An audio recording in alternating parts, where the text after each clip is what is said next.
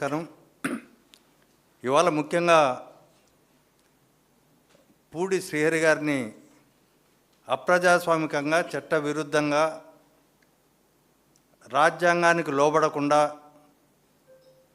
అనేక సుప్రీంకోర్టు తీర్పులను ఉల్లంఘిస్తూ అక్రమంగా అరెస్టు చేయడం అనేది మానవ హక్కులను హరించడం అనేది స్పష్టంగా తెలియజేయదలుచుకున్నాం.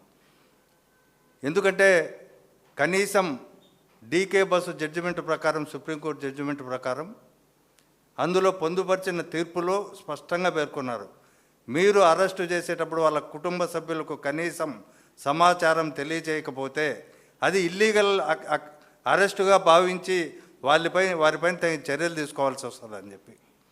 రెండో అంశం, అసలు పోలీసు వాళ్ళకి ఎవరిచ్చారు అసలు డ్రెస్సులు లేకుండా అరెస్టు చేయడం? సివిల్ డ్రెస్సుల్లో వచ్చి ఎవరు గుండాలా మీరు, లేకపోతే రౌడీలా? కనీసం పోలీసు వాళ్ళు ఆ డ్రెస్లో అన్న వచ్చి అరెస్ట్ చేయాలి కదా. అది కూడా చట్టవిరుద్ధమే. అది కూడా అనేక తీర్పులు చెప్తున్నాయి.